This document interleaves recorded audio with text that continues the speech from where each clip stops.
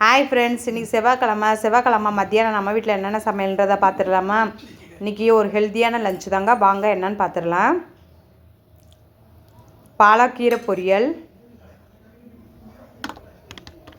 நவதானிய பொரியல், ஆம்லேட், சுட சுட சோறு, நல்லா ஆவி பறக்க சுட சுட சோறுங்க, பொரிச்ச குழம்பு, நல்லா முருங்கைக்காய், கத்திரிக்காய், உருளைக்கிழங்கு போட்டு பொரிச்ச குழம்புங்க,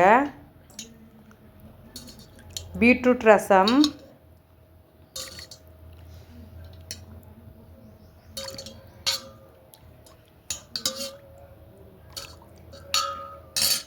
அப்புறம் தயிர்.